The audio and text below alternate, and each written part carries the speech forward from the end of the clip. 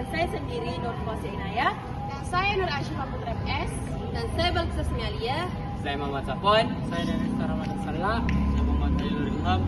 Baik, pada kesempatan kali ini kami akan membahas tentang ujaran kebencian melalui live streaming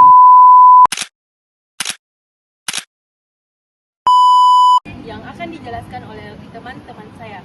Baik, tanpa berlama-lama, mari kita saksikan pemaparan materi dari teman-teman saya. Halo, kali ini saya akan membahas kasus yang akan dibahas dalam kelompok kami, yaitu kasus seseorang yang sedang live streaming tapi menyinggung dan menghina suku Sunda. Ucapan tersebut viral kemudian memunculkan kemarahan masyarakat.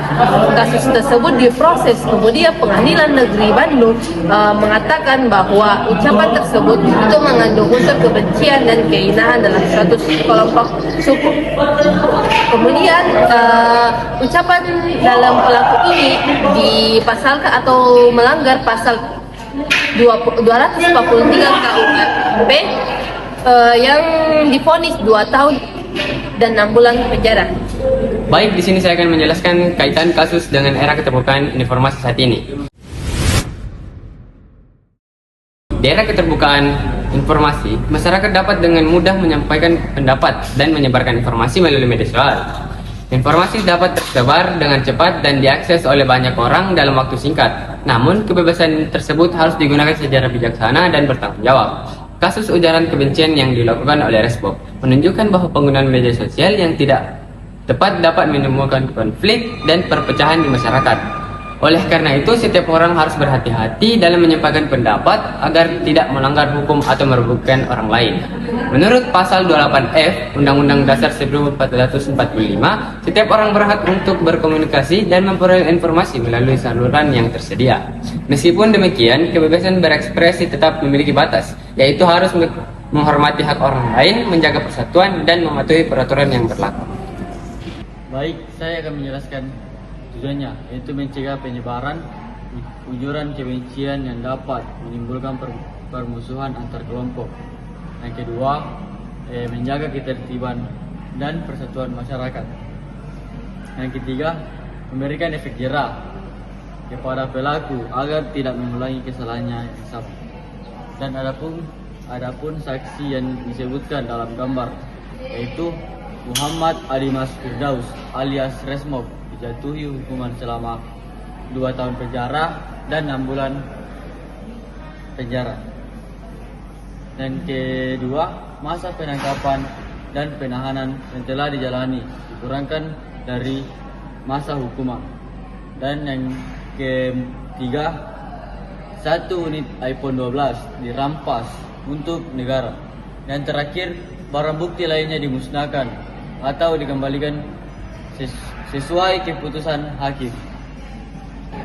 Baik, saya akan menjelaskan cara mencegah dan menyelesaikan dari kasus ini. Jadi yang pertama saya akan menjelaskan cara mencegah. Jadi pertama itu kita menggunakan media sosial dengan bijak dan bertanggung jawab. Yang kedua, tidak membuat atau menyebarkan ujaran kebencian, hoaks, dan penghinaan. Yang ketiga, menghormati perbedaan suku, agama, dan ras, serta budaya. Yang keempat, memikirkan dampak dari setiap unggahan sebelum dipublikasi.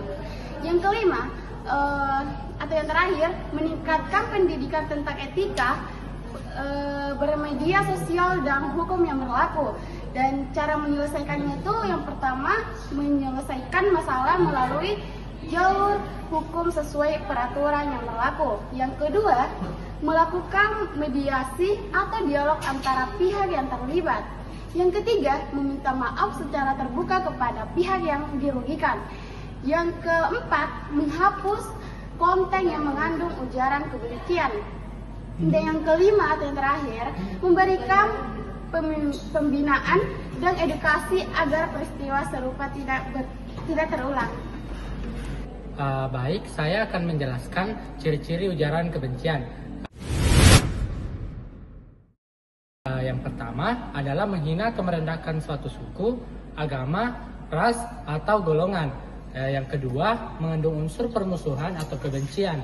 Yang ketiga, disampaikan di ruang publik termasuk media sosial. Yang keempat, dapat memicu konflik, diskriminasi, atau perpecahan di masyarakat. Baik, berdasarkan kasus ini dapat disimpulkan bahwa kebebasan berpendapat di media sosial harus digunakan secara bijaksana dan bertanggung jawab. Ujaran kebencian dapat merugikan orang lain, memicu perpecahan, serta memiliki konsekuensi hukum. Oleh karena itu, kita harus menghormati perbedaan, berpikir sebelum mengunggah atau mengucapkan sesuatu, dan menggunakan media sosial secara positif agar tercipta lingkungan yang aman, damai, dan saling menghargai. Still dance every drops